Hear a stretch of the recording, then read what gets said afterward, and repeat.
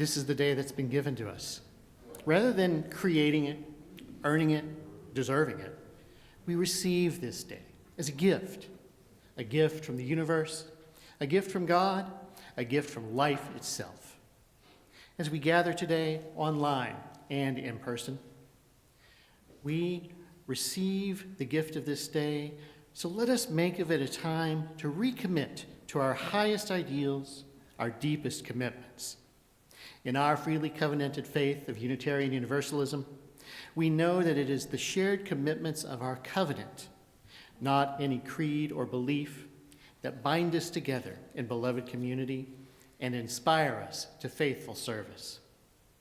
So, as we enter into our time of worship this day at the Birmingham Unitarian Church, let us join together in giving voice to the promise of this congregation's covenant.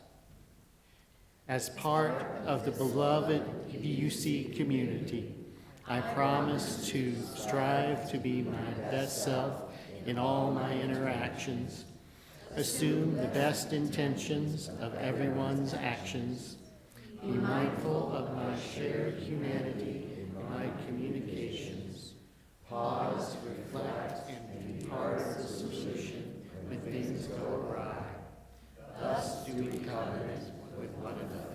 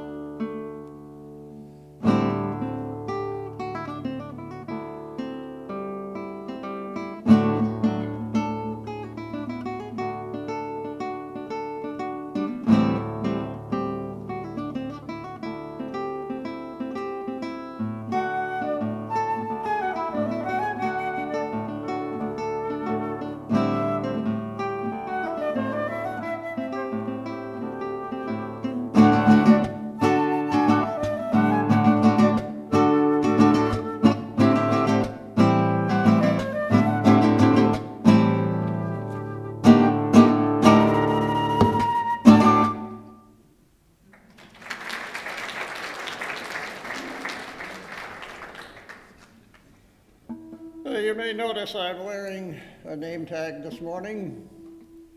At my age, you know.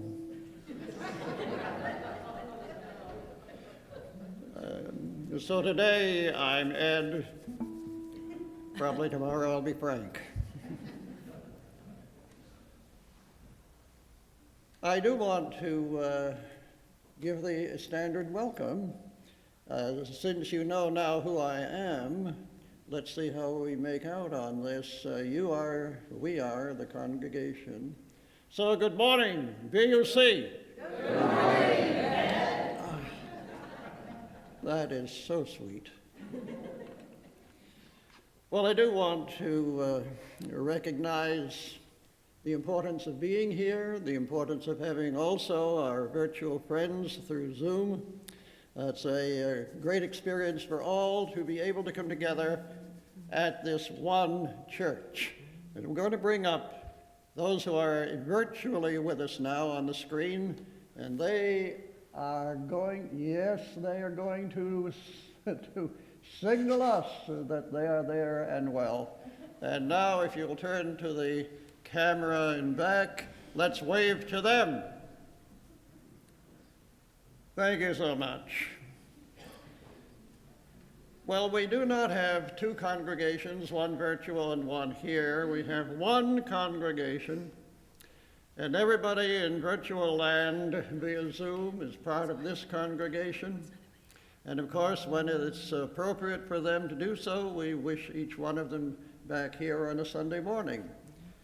Meanwhile, we know that we are here for a purpose to look inward at ourselves, to find what we can do better, to find how we can be better for ourselves, how we can do better for our families, and for our community. So whenever and however we connect with BUC, by taking the actions we do, we are building the beloved community. And now we move to a symbol of Unitarian Universalist congregations around the world by lighting the flame in the chalice. The words are from Emily Richards, somewhat lessened. Here is what she says about our experience. We gather in a sacred space, kindling a fire that burns here in our chalice and in our hearts. We gather to honor our covenant and to engage in congregational life, doing the necessary work to ensure that this community thrives. We gather together as a people of faith, guided by reason and love, a love that burns as bright as the flame in our chalice. We light this chalice as we have done so many times, for the warmth of reason, the warmth of love, the light of truth, and the energy of action.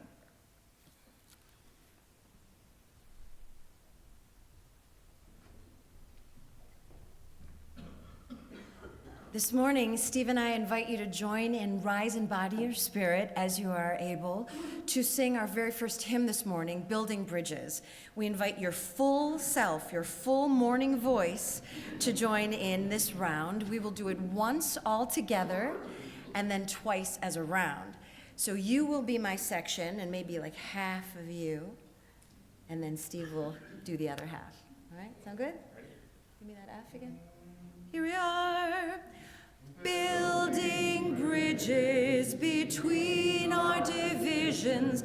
I reach out to you. Will you reach out to me? With all of our voices and all of our visions, friends we will make such sweet harmony, building bridges between our divisions. I reach out to you, will you reach out to me? We reach out our voices and reach out our visions. Friends, we are made such sweet harmony, building bridges between our divisions. I reach out to you, will you reach out to me? We reach out our voices and reach out our visions. Friends, we are made such sweet harmony. Friends, we could make such sweet harmony.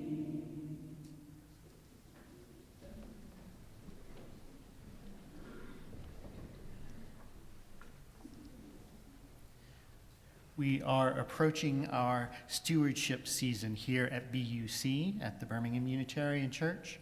And we will, and some of the Sundays this month and next month, be hearing testimonials about how the value of this congregation has been an important part of the lives of some of our members, and how it can be valuable for you as well. So I now invite Marilyn Mast to come forward. Marilyn?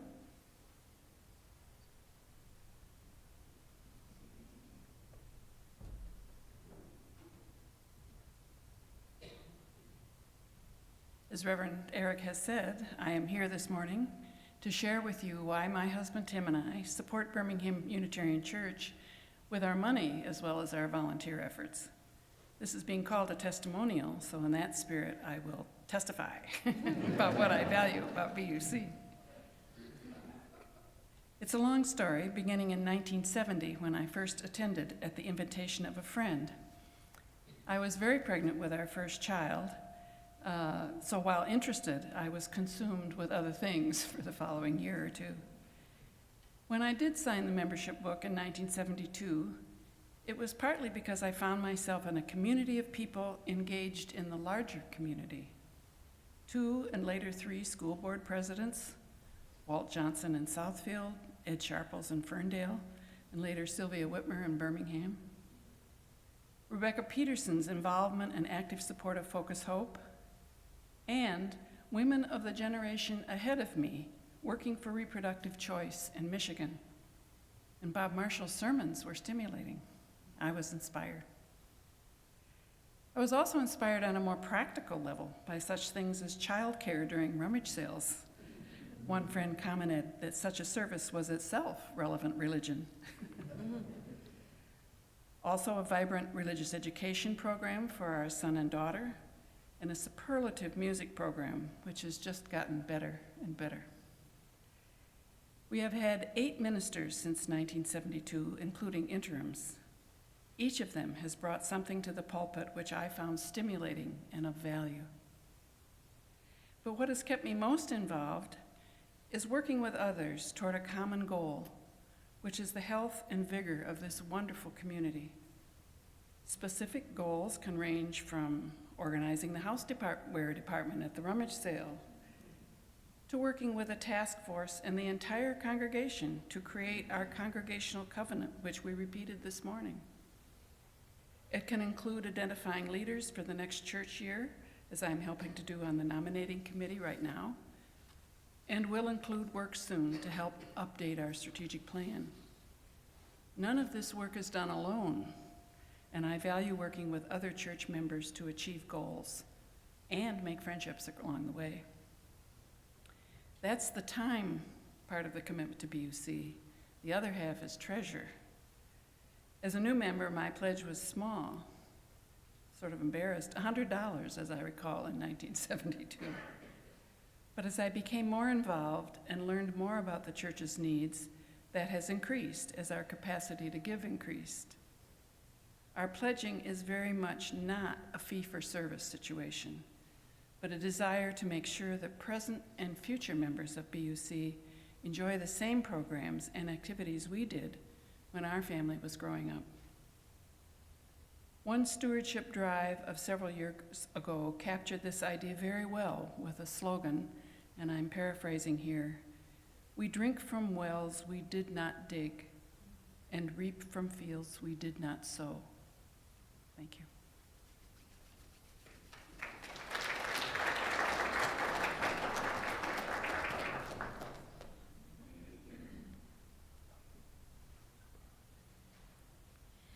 Today we'll be hearing the story of Ruby Bridges, written by child psychiatrist Robert Coles and illustrated by George Ford. Dr. Coles witnessed firsthand how this young Black child was treated upon entering and exiting the school every day. Impressed by her courage and aware of her inevitable emotional distress, Coles offered to talk to her about her experience and visited her at home for several weeks, using his psychiatric training both to assist her and to listen attentively to her story, the story I'm about to read. Ruby Bridges was born in a small cabin near Tylertown, Mississippi. "We were very poor, very, very poor," Ruby said. "My daddy worked picking crops. We just barely got by. There were times when we didn't have much to eat. The people who owned the land were bringing in machines to pick the crops, so my daddy lost his job, and that's when we had to move. I remember us leaving. I was 4, I think." In 1957, the family moved to New Orleans. Ruby's father became a janitor. Her mother took care of the children during the day. After they were tucked in bed, Ruby's mother went to work scrubbing floors in a bank. Every Sunday, the family went to church. "We wanted our children to be near God's Spirit," Ruby's mother said. "We wanted them to start feeling close to Him from the very start." At that time, Black children and white children went to separate schools in New Orleans. The Black children were not allowed to receive the same education as the white children. It wasn't fair, and it was against the nation's law.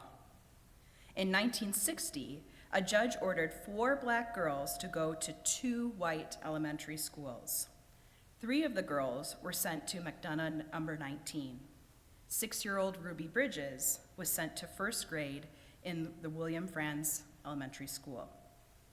Ruby's parents were proud that their daughter had been chosen to take part in an important event in American history, and they went to church. We sat there and prayed to God, Ruby's mother said, that we'd all be strong and we'd have courage and we'd get through any trouble. And Ruby would be a good girl and she'd hold her head up high and be a credit to her own people and a credit to all the American people. We prayed long and we prayed hard. On Ruby's first day, a large crowd of angry white people gathered outside the Franz Elementary School. The people carried signs that said they didn't want Black children in a white school. People called Ruby names. Some wanted to hurt her. The city and state police did not help Ruby. The President of the United States ordered federal marshals to walk with Ruby into the school building. The marshals carried guns. Every day for weeks that turned into months, Ruby experienced that kind of school day. She walked to the Franz school surrounded by marshals. Wearing a clean dress and a bow in her hair, carrying her lunch pail, Ruby walked slowly for the first few blocks. As Ruby approached the school, she saw a crowd of people marching up and down the street. Men and women and children shouted at her. They pushed toward her.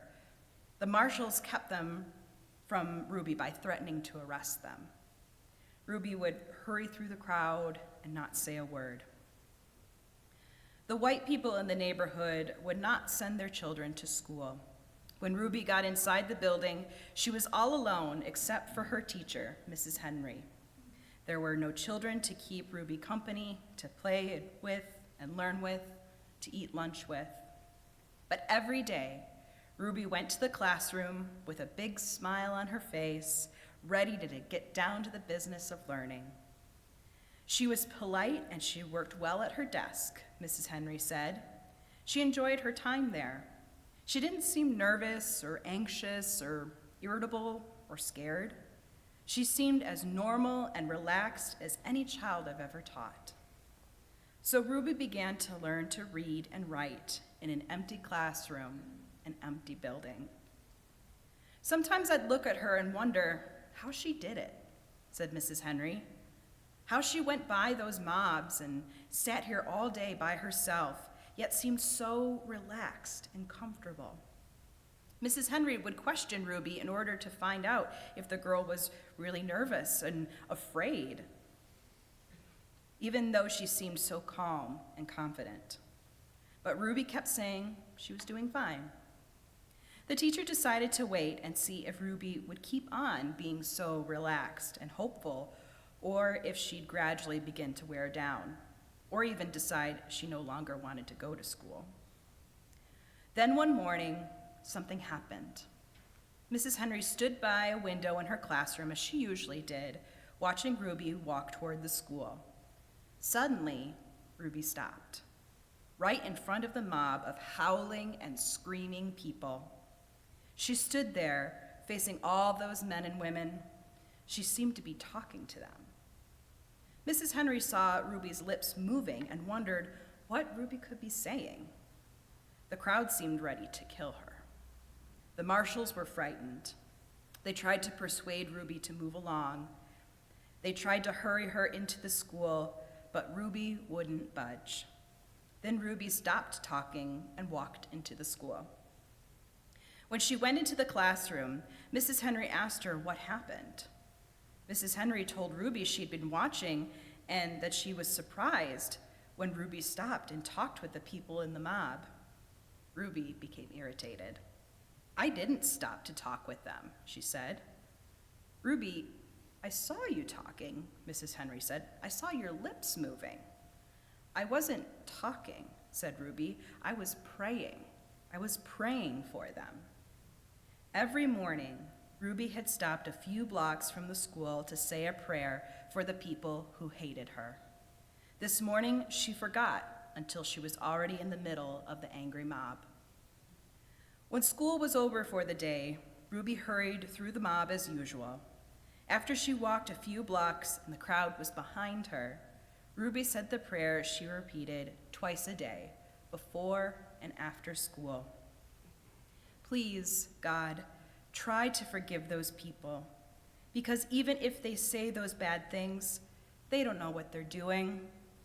So you could forgive them, just like you did those folks a long time ago when they said terrible things about you." Later that year, 2 white boys joined Ruby at the Franz Elementary School. Their parents were tired of seeing the boys get into mischief around the house when they could have been in school and learning. The mob became very angry when the first white boys went back to school. But those boys were soon joined by other children. We have been sitting back and letting our children get cheated out of an education because some people have tried to take the law into their own hands, one parent said. "It's time for us to fight for the side of the law and for our children's right to go to a school and get their education." They all did get their education, Ruby and a growing number of boys and girls who went to school with her. By the time Ruby was in the 2nd grade, the mobs had given up their struggle to scare Ruby and defeat the federal judge's order that New Orleans schools should be desegregated so that children of all races might be in the same classroom. Year after year, Ruby went to the Franz School. She graduated from it and then went on to graduate from a desegregated high school. Ruby Bridges is married to a building contractor and has 4 sons who attended within the New Orleans public school system. Now a successful businesswoman, she's created the Ruby Bridges Educational Foundation for the purpose of increasing parental involvement in schools and to promote the values of tolerance, respect, and appreciation of all differences. Describing the mission of the group, she says, "Racism is a grown-up disease, and we must stop using our children to spread it." During RE today, our children and youth will be learning more about Black children and youth who have made history and brought positive change to our world. Be sure to check out their work as you pass through the gallery later this afternoon. At this time, let's have all of our children and youth join their adult facilitators at the back of the sanctuary as they head off to class. For you shall go out in joy, for you shall go out in joy, and come back in peace, and come back in peace. Blessed be, for you shall go out in joy, for you shall go out in joy, and come back in peace, and come back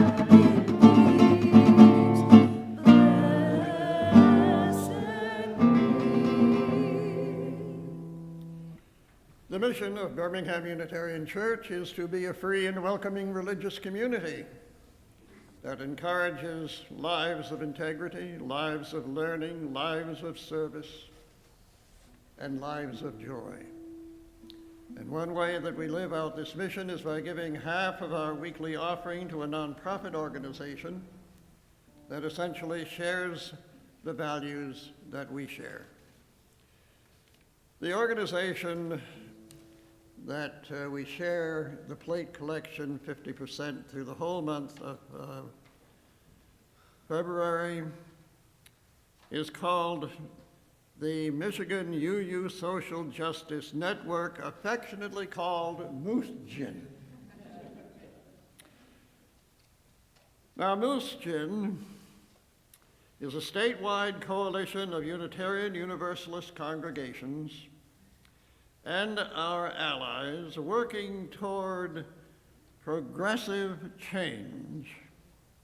BUC is a member of this network, which leverages resources and expertise to support the member congregation's social justice work.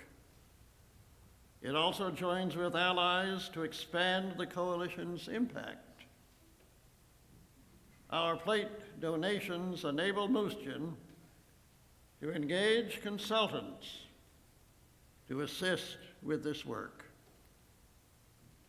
And now we will reach into our pockets and help BUC and MUSGIN. Thank you.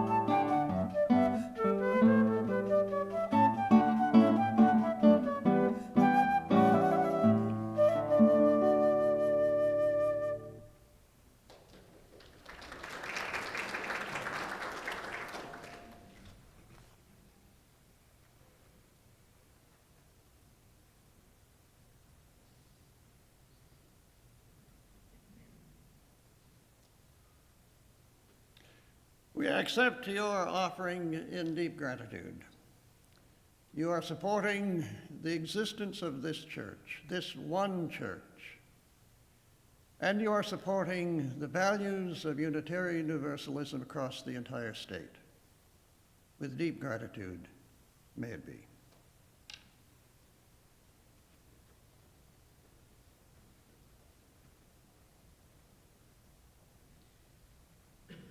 We have a time of sharing of those joys and those sorrows that we may bring together in our time of worship. Now, I just want to confirm, we saw none online this morning. Were there any in the book? There were not. And so understanding that though we may choose not to express them, we all come to our time, our places of worship, with so many joys and so many sorrows in our own hearts. For those that we express and those that we have not yet shared, may we be present with one another, and may we be present with our beloved community of care and support. Now, we have a practice in recent years in this congregation of expressing our spiritual practices both in words and in movement. So I'm going to invite us to do that now, understanding that we engage what is most valuable, most meaningful, most sacred for us in many ways. One congregation I previously served had embedded in its chalice several symbols that, if you just looked at it, looked like plus signs. But the idea was that the vertical line and the horizontal line were not Christian symbols. This was a very humanist congregation. But they were ways of acknowledging that that which is sacred, some would say divine, and that which is equal to us, our shared humanity, intersect with one another.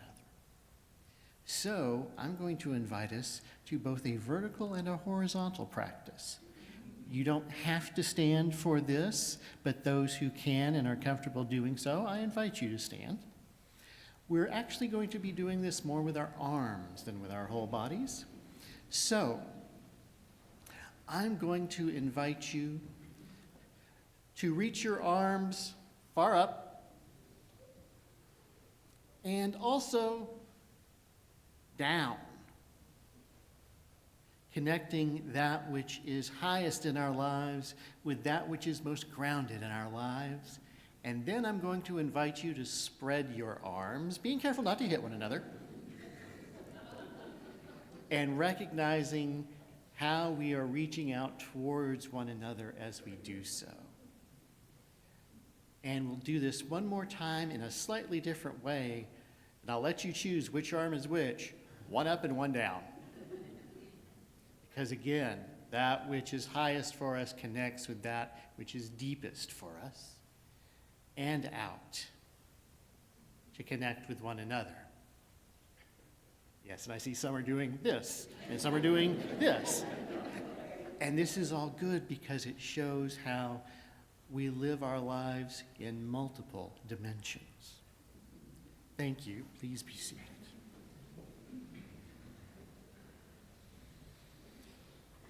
With that, I invite us to this time of deeper sharing.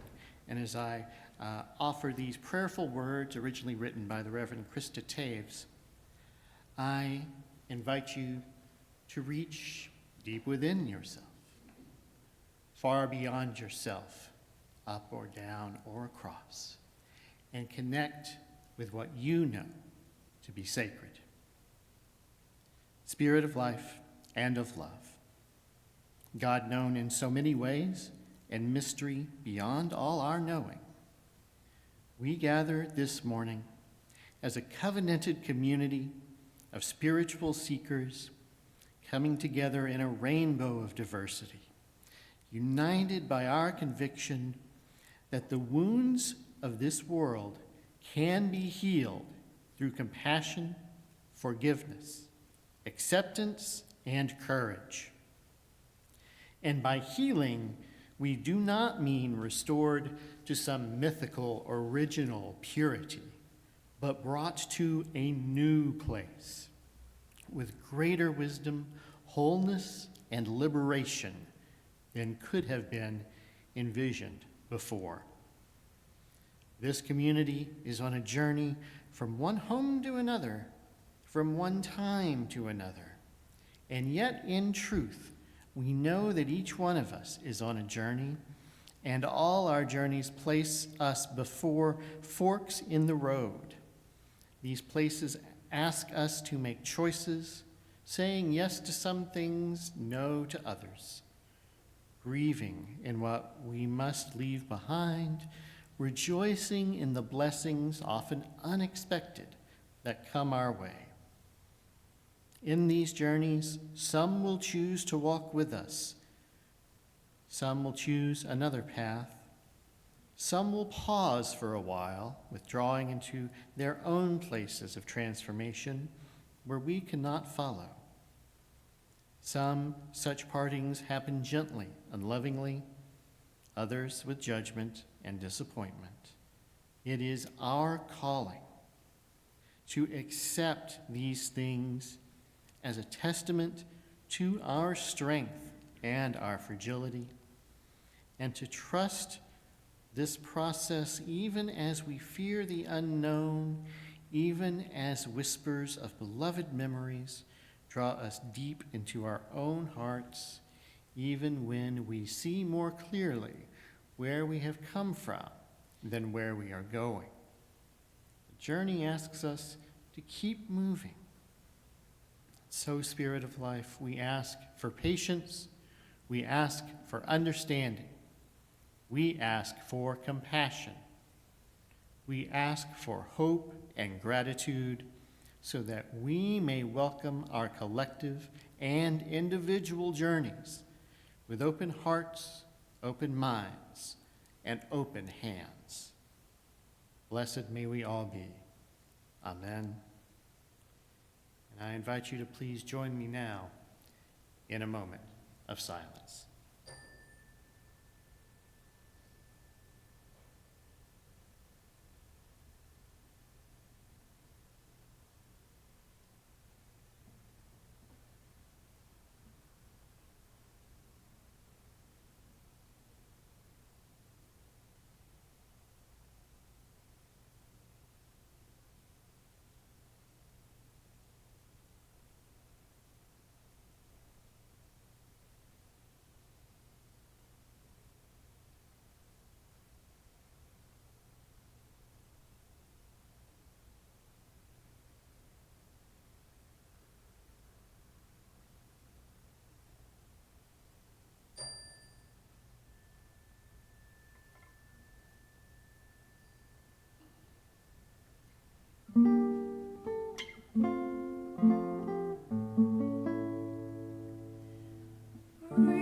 Return again, return again, return to the home of your soul. Return to who you are, return to what you are, return to where you are, born and reborn again. Return again, return again, return to the home of your soul.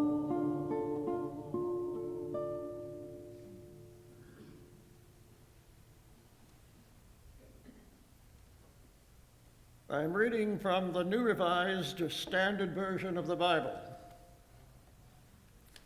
1 Samuel, chapter 18, verses 1 through 5. When David had finished speaking to Saul, the soul of Jonathan was bound to the soul of David. And Jonathan loved him as his own soul. Saul took him that day and would not let him return to his father's house. And then Jonathan made a covenant with David, because he loved him as his own soul. Jonathan stripped himself of the robe that he was wearing and gave it to David, and his armor, and even the sword, and his bow, and his belt. David went out and was successful wherever Saul sent him. And as a result, Saul set him over the army, and all the people, even the servants of Saul, approved.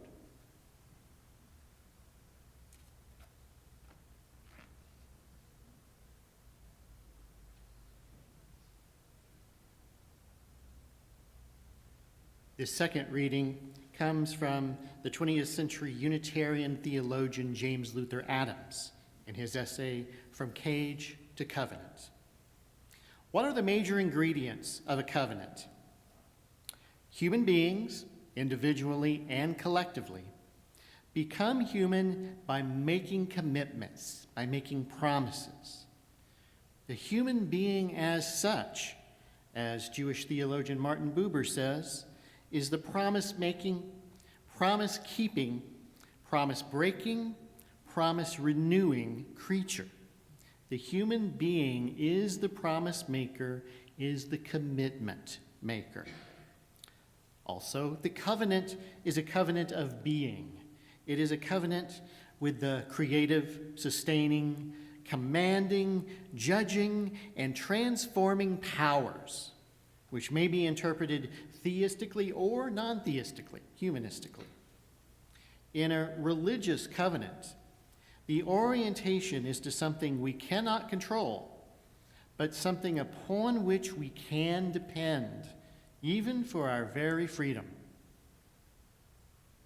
The covenant is for the individual as well as for the collective. Both are brought into the covenant. The individual is brought out of separateness into covenant. We are responsible not only for individual behavior, but also for the character of the society and the love and preservation of nature. Finally, it is not fundamentally a legal covenant. It depends on faithfulness, and faithfulness is nerved by loyalty, by love. Violation of the covenant is a violation of trust. Ultimately, the ground of our faithfulness is the divine or human love that will not let us go. Here we see the theological basis for accountability by persons and by the church. Here end the readings.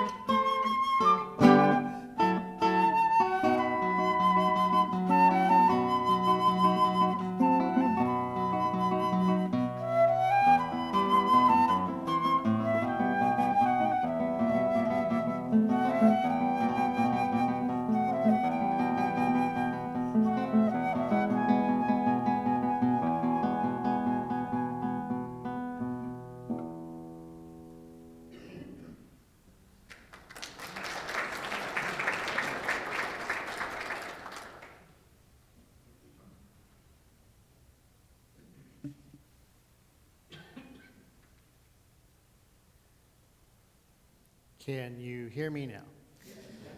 I'll find another way to say that in the future. The young minister had a promising future. He had been a brilliant scholar at Cambridge University. And when he was called to be the rector of St. Andrew's Parish in the town of Norwich, his emphatic preaching was so popular, brought in so many people, they had to add extra seating to the sanctuary, extra pews. But his conscience was troubled by the deeper convictions that he held, for he was convinced that the changes that had recently been introduced by the bishops and magistrates of his tradition, that of the Church of England, and the new requirement that enforced membership in the church of every citizen in the land, that those were misguided and inappropriate. He felt that no such authority could compel church membership, but rather that participation in the community was a personal commitment and was, in fact, to be, in the words of one author, the church was to be constituted by a promise, a covenant among its members to venture together in the ways of the Spirit with entire integrity. And that writer, by the way, was a modern-day Unitarian Universalist minister, Reverend Alice Blair Wesley. And she added that this young minister, his name was John Robinson, did join with such a freely covenanted, freely formed congregation in the year 1607 in the small English town of Scrooby. There's a name for a town for you. There was a young member of this group, a 17-year-old named William Bradford. And if that name sounds familiar, we'll get there in a minute, I promise. But he described the formation of the church this way. There was first one stood up and made a covenant, and these two joined together, and so a third, and these became a church, say they. Well, what was this covenant? What did it say? Now, the theological language is different than that used by many Unitarian Universalists today, but there are underlying points in it that I think still resonate with us. In these words, the Lord's free people joined themselves by a covenant of the Lord into a church estate in the fellowship of the gospel, to walk in his ways made known or to be made known unto them, according to their best endeavors, whatsoever it should cost them. In other words, these people of faith made free choices to join together into a church community by promising to one another that they would do their best to journey together in the ways that were most valuable and meaningful for them. That they would stay open to learning new ways of living their faith, and that they would do so regardless of the cost. And for this church in the early 1600s, it cost them a lot. Persecution from the crown was strong. They fled to Holland for a time, tried returning to England, but eventually a large portion of this congregation set sail for the New World. And as you may have guessed by now, the ship that they sailed upon was called the Mayflower. These were the Pilgrims who landed in what's now Plymouth, Massachusetts in 1620. But what sometimes surprises some modern-day UUs is to learn that not only is their church, First Parish in Plymouth, Massachusetts, still an active church to this day, but it is now a member of the Unitarian Universalist Association. The Church of the Pilgrims is a UU church. And this is our heritage. Not just the heritage of Plymouth's First Parish, but of Unitarianism and UUism, and for the meaning of covenant in our liberal religious tradition. So what is a covenant? It's an agreement or a promise that's mutually and freely agreed to by two or more people with a moral dimension. That is to say, it's the kind of agreement that makes claims about our actions, what they will, should, will not, or should not be. Now, that may sound like a contract, but there's one important difference between a legal contract and a covenant. There's no external enforcer. I mean, if you're in a contract with somebody and they break that contract, your recourse is straightforward. You sue them. You take them to court. If a covenant is broken, you don't have that external authority. It's on those in the covenant to work it out amongst themselves, either directly between the two parties or including others in the covenant if there are others. So if a church covenant is broken, there's no bishop that intervenes. We UUs don't do that. Now, the UUA will support conflict resolution within a local congregation if asked, but it's up to the local church to ask. They won't just come in because they respect the covenant of the local congregation, whether it seems like that or not. Covenant also differs from creed, because a creed is a statement of shared beliefs, and we Unitarian Universalists don't do that. Covenant is a statement of mutual promises. I appreciated how it was put by Doug Muter, who used to be a writer for the UU World magazine. In a creed, people look outward and agree that they see the same things. In a covenant, they look at each other and exchange promises. Yet covenants, promises, serve as the basic ethical concept for us Unitarian Universalists today. And I very much appreciated how first Martin Buber and then James Luther Adams put it about humans being promise-making creatures. We understand and acknowledge that, and we lift it up above any beliefs that we may or may not share with one another. Though I'll note a warning that Doug Muter added. Like a creed, a covenant can become a meaningless recitation. But taken seriously, he adds, a covenant lays out a challenging spiritual path. And that's the spirit in which I invite you to think every Sunday morning of the covenant that we share with one another. Not just as words that we think capture something relevant, but as something we are continually recommitting ourselves to, even in the times, especially in the times, when we understand it as challenging. And I'm grateful that we are once again lifting up the importance of covenant. It's something that for a time had been lost in our tradition. As the 20th century progressed deeper and deeper into shades of individualism, the idea of a collective set of promises to hold people together sort of fell by the wayside for some time. I think of my experience in my home church. The fellowship in Denton, Texas was one of the very first fellowships. Fellowships were intentionally founded as lay-led congregations. It was founded in 1949. And when I first joined that congregation in the mid-90s, it was still true that the only talk I ever heard about covenant was from our minister, Reverend Dr. Don Fielding, who was a bit ahead of his time in really advocating for that as being an important part of church life. But that streak of individualism was strong enough still in that congregation that people weren't taking those kinds of commitments seriously, or the need for them seriously. But again, Reverend Fielding and others were promoting amongst us once again the importance of covenant, which has grown to the point that in the 21st century, we're once again seeing that front and center as the way we do church, the way we form religious community.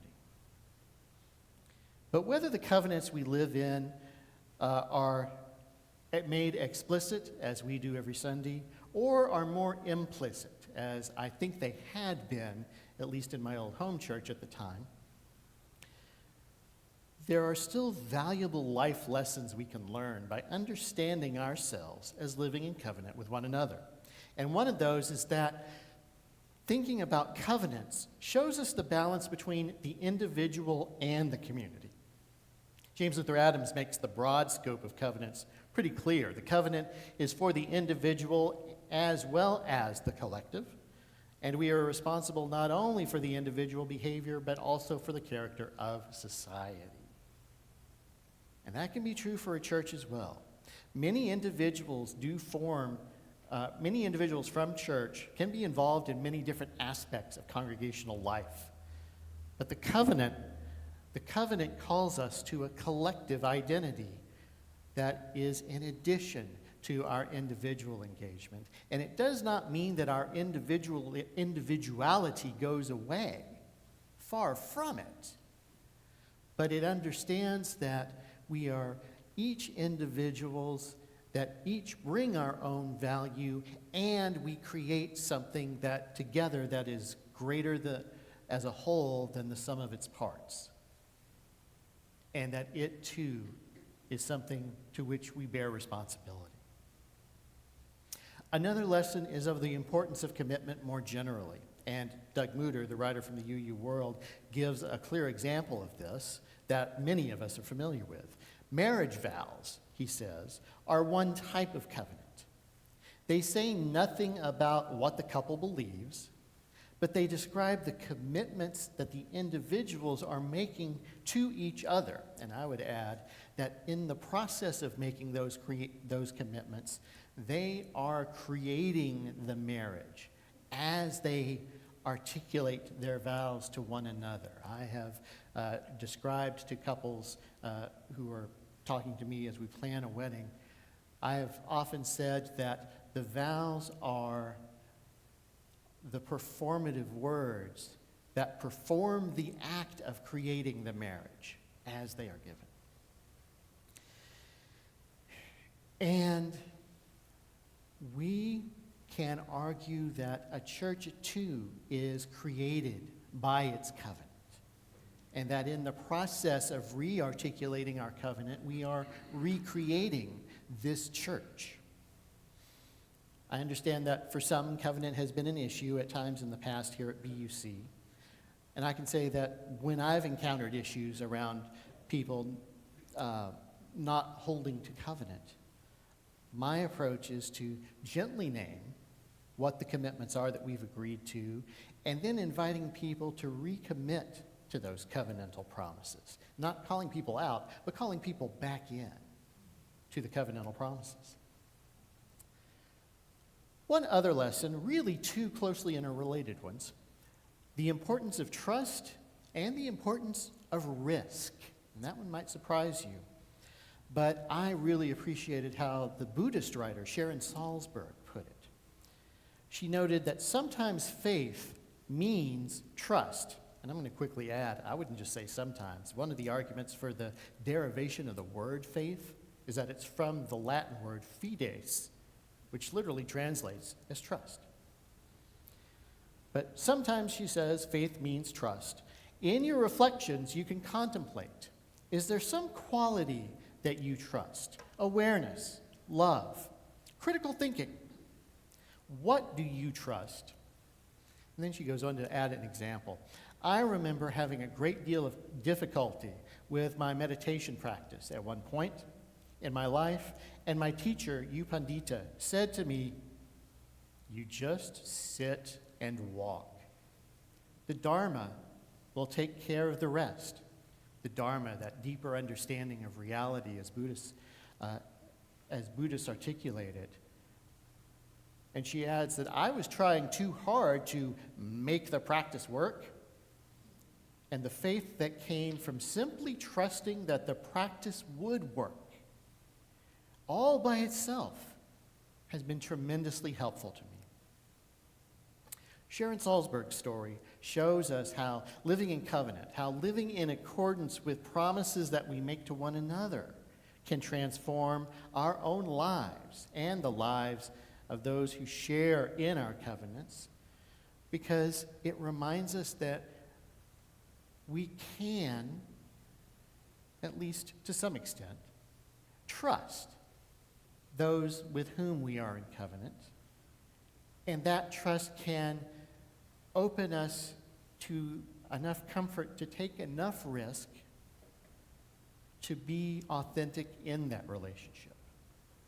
It also reminds us of how we commit to one another and commit to our shared promises, and it reminds us that we are both individuals and part of a community.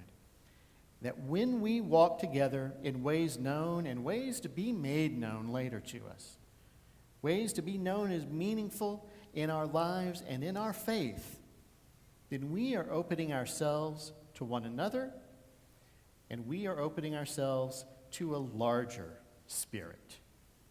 So may it be for us all.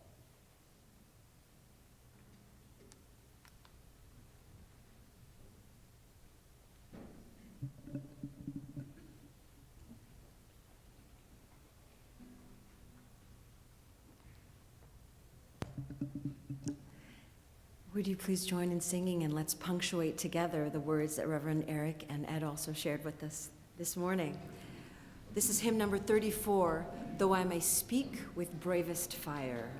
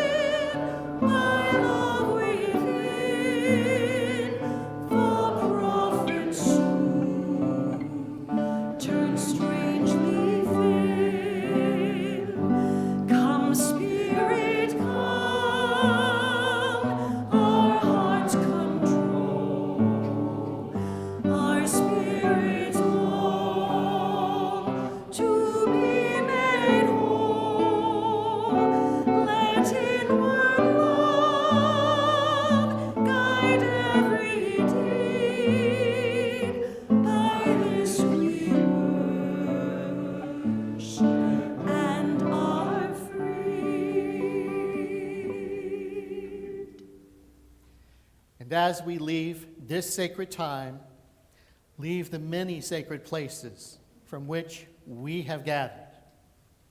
May we carry with us the gifts of gratitude for the nurturing of our spirits and community, of humility when we fall short of our highest aspirations, and resilience to strengthen our resolve. With these, may we go forth to serve this hurting world in the spirit of love.